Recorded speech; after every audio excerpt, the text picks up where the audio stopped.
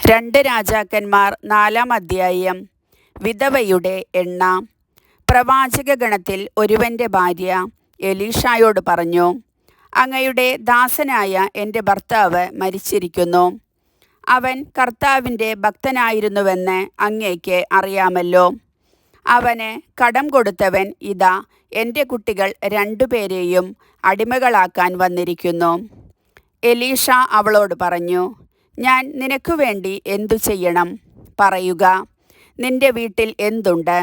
അവൾ പറഞ്ഞു, ഈ ദാസിയുടെ വീട്ടിൽ ഒരു ഭരണി എണ്ണയല്ലാതെ മറ്റൊന്നുമില്ല. അവൻ പറഞ്ഞു, നീ ചെന്ന് അയൽക്കാരിൽ നിന്ന് ഒഴിഞ്ഞ പാത്രങ്ങൾ ധാരാളം ശേഖരിക്കുക. പിന്നെ നീയും നിന്റെ പുത്രന്മാരും അകത്തു കടന്ന് പാത്രങ്ങളിൽ എണ്ണ പകരുക. നിറയുന്നത് മാറ്റിവെക്കുക. അവൾ വീട്ടിൽ ചെന്ന് പുത്രന്മാരെ അകത്തു വിളിച്ച് വാതിലടച്ചു. അവൾ പകരുകയും അവർ പാത്രങ്ങൾ എടുത്ത് കൊടുക്കുകയും ചെയ്തു.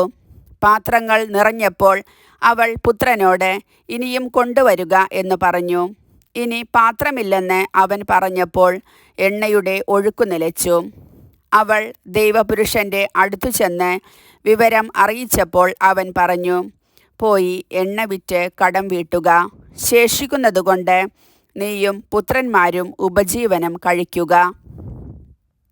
ശൂനേംകാരിയുടെ മകൻ. ഒരിക്കൽ എലീഷ ശൂനേമിൽ ചെന്നപ്പോൾ ഒരു ധനിക അവനെ ഭക്ഷണത്തിനു ക്ഷണിച്ചു. ആ വഴി കടന്നു പോകുമ്പോഴെല്ലാം അവൻ ഭക്ഷണത്തിന് ആ വീട്ടിൽ ചെല്ലുക പതിവായി. അവൾ ഭർത്താവിനോട് പറഞ്ഞു, ഇതിലെ പോകാറുള്ള ആ മനുഷ്യൻ ഒരു ദൈവപുരുഷനാണ്. നമുക്ക് മട്ടുപ്പാവിൽ ചെറിയ ഒരു മുറിയുണ്ടാക്കി അതിൽ കിടക്കയും മേശയും കസേരയും വിളക്കും വയ്ക്കാം. വരുമ്പോഴൊക്കെ അവന് അവിടെ വിശ്രമിക്കാമല്ലോ. ഒരിക്കൽ അവൻ അവിടെ വിശ്രമിക്കുകയായിരുന്നു. ശൂനേംകാരിയെ വിളിക്കാൻ അവൻ തൻ്റെ ഭൃത്യൻ ഗഹസിയോട് പറഞ്ഞു. അവൻ വിളിച്ചപ്പോൾ അവൾ വന്ന് മുൻപിൽ നിന്നു.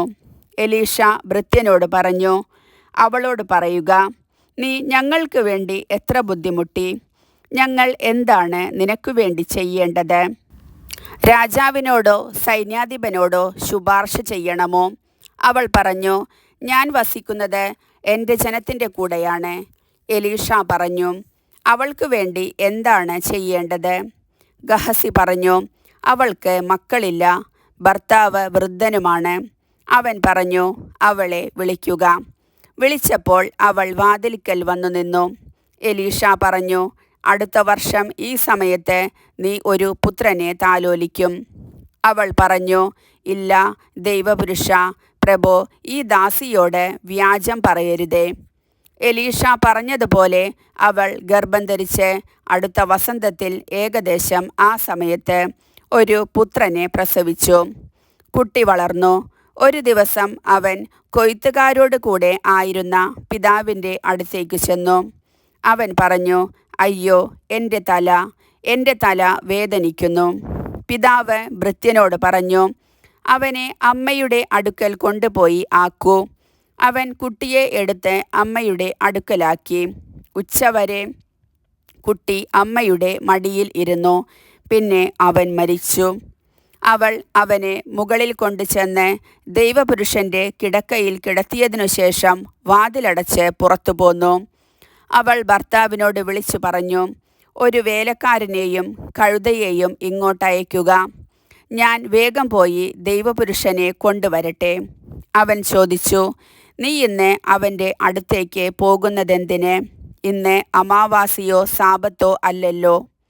അവൾ പറഞ്ഞു, നന്മ ഭവിക്കും. കഴുതയ്ക്ക് ജീനിയിട്ടതിനു ശേഷം അവൾ ഭൃത്യനോട് പറഞ്ഞു, വേഗം ഓടിക്കുക, ഞാൻ പറയാതെ വേഗം കുറയ്ക്കരുത്. അവൾ കാർമൽ മലയിൽ ദൈവപുരുഷന്റെ അടുത്തെത്തി. അവൾ വരുന്നത് കണ്ടപ്പോൾ അവൻ ഭൃത്യൻ ഗഹസിയോട് പറഞ്ഞു, അതാ ശൂനേംകാരി. ഓടിച്ചെന്ന് അവളെ സ്വീകരിച്ച് അവൾക്കും ഭർത്താവിനും കുഞ്ഞിനും സുഖം തന്നെയോ എന്ന് അന്വേഷിക്കുക. സുഖം തന്നെ, അവൾ പറഞ്ഞു. അവൾ മലയിൽ ദൈവപുരുഷന്റെ അടുത്തെത്തി. അവൻ്റെ പാദങ്ങളിൽ പിടിച്ചു. അവളെ തള്ളിമാറ്റുന്നതിന് ഗഹസി മുൻപോട്ട് വന്നു. എന്നാൽ ദൈവപുരുഷൻ പറഞ്ഞു, അവളെ തടയരുത്. അവൾ കഠിന ദുഃഖത്തിലാണ്. കർത്താവ് അത് എന്നിൽ നിന്ന് മറച്ചിരിക്കുന്നു, എന്നെ അറിയിച്ചിട്ടില്ല.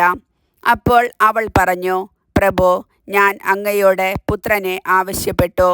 എന്നെ വഞ്ചിക്കരുതെന്ന് ഞാൻ പറഞ്ഞതല്ലേ? അവൻ ഗഹസിയോട് പറഞ്ഞു, അരപ്പട്ട ധരിച്ച് എൻ്റെ വടിയുമെടുത്ത് ചെല്ലുക. വഴിയിൽ ആരെ കണ്ടാലും അഭിവാദനം ചെയ്യരുത്. ആരെങ്കിലും അഭിവാദനം ചെയ്താൽ പ്രത്യഭിവാദനം ചെയ്യുകയുമരുത്. എൻ്റെ വടി കുട്ടിയുടെ മുഖത്ത് വയ്ക്കുക. അപ്പോൾ കുട്ടിയുടെ അമ്മ പറഞ്ഞു, കർത്താവിനെയും അങ്ങയെയും സാക്ഷിയാക്കി ഞാൻ പറയുന്നു, ഞാൻ അങ്ങയെ വിട്ടുപോവുകയില്ല. അപ്പോൾ അവൻ അവളെ അനുഗമിച്ചു. ഗഹസി മുൻപേ പോയി വടി കുട്ടിയുടെ മുഖത്ത് വച്ചു. എന്നാൽ അനക്കമോ ജീവന്റെ ലക്ഷണമോ ഉണ്ടായില്ല. അവൻ മടങ്ങി വന്ന് എലീഷായോട് കുട്ടി ഉണർന്നിട്ടില്ലെന്ന് പറഞ്ഞു. എലീഷ ആ ഭവനത്തിൽ ചെന്നപ്പോൾ കുട്ടി കിടക്കയിൽ മരിച്ചു കിടക്കുന്നത് കണ്ടു. അവൻ ഉള്ളിൽ കടന്ന് വാതിലടച്ചു. മുറിക്കുള്ളിൽ അവനും കുട്ടിയും മാത്രമായി. എലീഷ കർത്താവിനോട് പ്രാർത്ഥിച്ചു. അനന്തരം കിടക്കയിൽ കയറി തൻ്റെ വായ് കുട്ടിയുടെ വായോടും തൻ്റെ കണ്ണുകൾ അവൻ്റെ കണ്ണുകളോടും തൻ്റെ കൈകൾ അവൻ്റെ കൈകളോടും ചേർത്ത് വെച്ച് അവൻ്റെ മേൽ കിടന്നു. അപ്പോൾ കുട്ടിയുടെ ശരീരം ചൂട് പിടിച്ചു തുടങ്ങി. എലീഷ എഴുന്നേറ്റ് മുറിയിൽ അങ്ങോട്ടും ഇങ്ങോട്ടും ഒരു പ്രാവശ്യം നടന്നു. വീണ്ടും കുട്ടിയുടെ മേൽ കിടന്നു. കുട്ടി 7 പ്രാവശ്യം തുമ്മിയതിനു ശേഷം കണ്ണു തുറന്നു. എലീഷ ഗഹസിയോട് ശൂനേംകാരിയെ വിളിക്കുക എന്ന് പറഞ്ഞു. അവൻ വിളിച്ചു. അവൾ വന്നു. എലീഷ അവളോട് പറഞ്ഞു, നിന്റെ പുത്രനെ എടുത്തുകൊള്ളുക. അവൾ അവൻ്റെ പാദത്തിങ്കൽ വീണ് നമസ്കരിച്ചു. എന്നിട്ട് കുട്ടിയെ എടുത്തുകൊണ്ടുപോയി. വിഷം കലർന്ന ഭക്ഷണം. എലീഷ വീണ്ടും ഗിൽഗാലിൽ എത്തി. അവിടെ ക്ഷാമമായിരുന്നു. പ്രവാചകഗണം മുൻപിലിരിക്കെ അവൻ ഭൃത്യനോട് പറഞ്ഞു, പ്രവാചകഗണത്തിന് വലിയ പാത്രത്തിൽ അവിയൽ തയ്യാറാക്കുക. അവരിലൊരാൾ വയലിൽ നിന്ന് സസ്യങ്ങൾ ശേഖരിക്കുമ്പോൾ ഒരു കാട്ടുമുന്തിരി കാണുകയും അതിൽ നിന്ന് മടി നിറയെ കായ്കൾ പറിച്ചെടുക്കുകയും ചെയ്തു. അവ എന്താണെന്ന് മനസ്സിലാക്കാതെ നുറുക്കി പാത്രത്തിലിട്ടു. അനന്തരം അവിയൽ വിളമ്പി.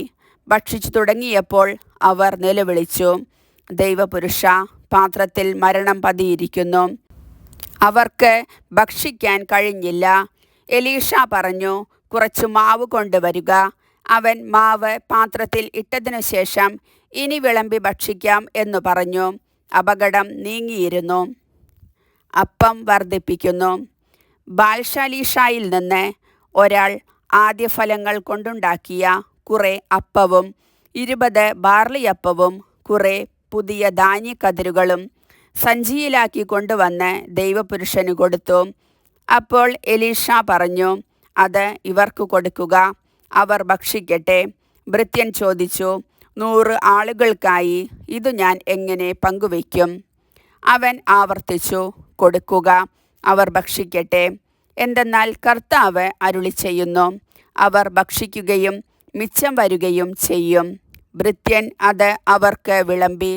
കർത്താവ് അരുളി ചെയ്തതുപോലെ അവർ ഭക്ഷിച്ചു, മിച്ചം വരുകയും ചെയ്തു. കർത്താവിൻ്റെ വചനം.